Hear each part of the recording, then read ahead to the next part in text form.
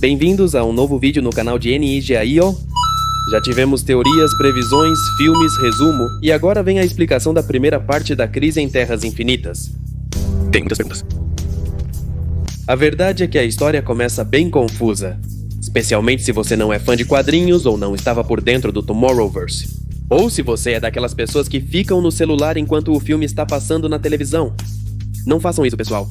Neste vídeo, explico o motivo dessa trama tão confusa. Também compartilho minha opinião sobre esta adaptação e algumas teorias do que podemos esperar na sequência.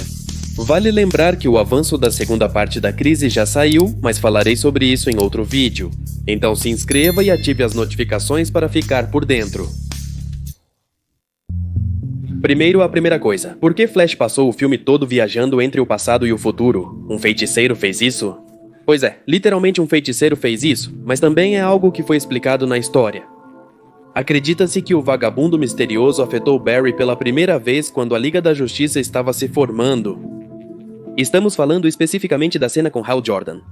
Constantine instiga Barry Allen a ir para a Terra 3, ciente de que este mundo seria destruído. Na verdade, Flash reconhece o andarilho quando ele reaparece. Lembro-me de te ver no meu mundo, caminho por todos os mundos. Que estão condenados é o meu castigo. Como este universo estava fadado à destruição, isso acontece e ele é destruído. Porém, a força de velocidade que dava poderes a Johnny Quick foi absorvida por Barry Allen, sobrecarregando-o de energia e provocando viagens involuntárias por diferentes épocas de sua vida ao retornar à Terra 1. Sim, sempre guiado por Constantine em todas as suas viagens pelo passado, presente e futuro. Isso é algo bastante interessante na minha opinião, e falaremos sobre isso em alguns momentos.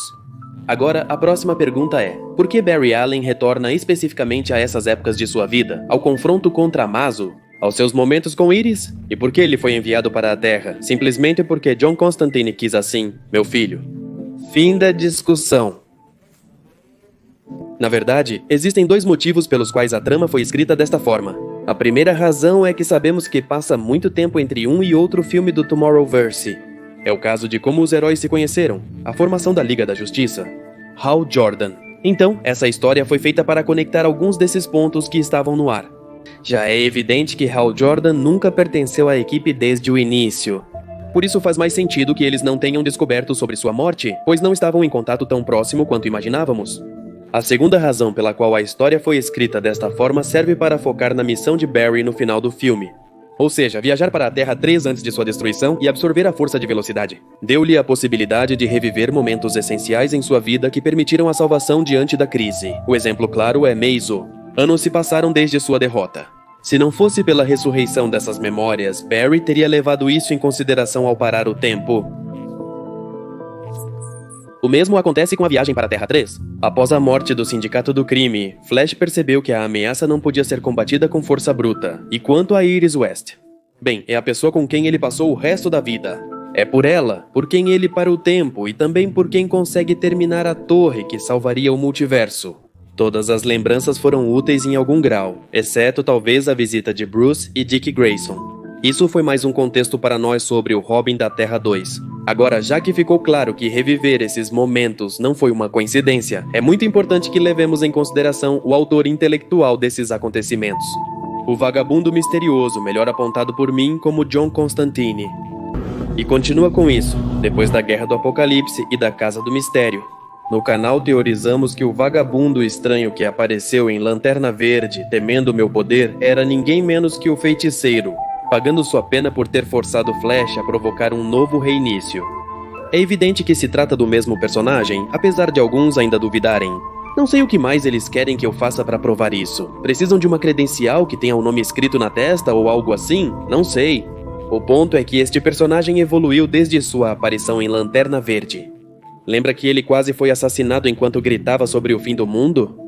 Bem, agora ele voltou e parece estar mais consciente de quem é e de suas ações, embora ainda não consiga se lembrar do que fez para ser punido e caminhar sobre os mundos que estão destinados à sua destruição. De qualquer forma, recomendo não tirarmos os olhos do nosso bom Constantine. Para mim, está claro que ele está preparando lentamente o plano de sua vida. Se bem me lembro, não foi coincidência o que ele fez com o Flash. Tudo foi com o propósito de parar a crise. Não será surpresa vê-lo na segunda e terceira parte desta trilogia, unindo as peças deste quebra-cabeça. E continua com isso. O homem está condenado à imortalidade e ao sofrimento. Mas se você conhece um pouco John Constantine, sabe que isso não vai impedi-lo, e que ele vai aceitar seja qual for o preço a pagar. Para deter a antimatéria ou para morrer. Parece que neste ponto de sua existência, qualquer opção é boa para ele. Graças a este filme, fica mais claro por que este universo será tão curto e terminará em 2024 após o fim da crise. No início da história, quando vemos o Flash correndo entre os mundos destruídos, parece que ele acabara de sair dos eventos da Guerra do Apocalipse. O Tomorrowverse é uma extensão deste universo desaparecido. É evidente que tudo está mais interligado do que nunca. Sobre o desfecho de Barry Allen, acredito que ainda teremos algumas surpresas. E aqui, embora o Espectro mencione que seu fim já está próximo, ainda não o vimos morrer. As palavras do Espectro também serão cruciais para o futuro, especialmente a frase sobre voltar a antes do começo. Parece que se referem a algum Flashpoint, possivelmente o da Apocalypse War ou o que iniciou tudo em Flashpoint Paradox. Ambas as respostas parecem corretas até o momento, mas não tenho certeza. Graças ao fato de a antimatéria ter atacado rapidamente os heróis enquanto construíam as torres, foi insinuado que a presença do Antimonitor é iminente. Já tivemos algumas terras animadas do multiverso oficialmente classificadas pela primeira vez, então a lista certamente aumentará ao fim da trilogia. Quanto ao filme em geral, só vou dizer que gostei. Apesar de ser uma adaptação muito livre, nos quadrinhos, assim como nesta adaptação, há muitos personagens e poucos diálogos e interações. Se você acha que a história original é melhor, vamos dizer que ambas têm seus prós e contras. Além disso, o Tomorrowverse tem um tempo muito limitado para fechar todos os arcos deste universo. Isso sim, não há como comparar ambos os meios, diga o que disser. A crise original nas Terras Infinitas é icônica, um antes e um depois na história dos quadrinhos em geral. Duvido que esta trilogia seja um referencial para a animação, pois o tema do multiverso já está muito desgastado atualmente. O que é uma verdadeira pena. Se apenas esta crise animada tivesse chegado há uns 10 anos, quando a animação da Detective Comics estava no seu auge, bem, quem sabe o que teria acontecido. Para mim, é um filme decente e emocionante, mas não o considero a melhor animação da Detective Comics, mas pelo menos é mais sustentável que Warworld. Legião de Super-Heróis e Lanterna Verde, que me decepcionaram um pouco.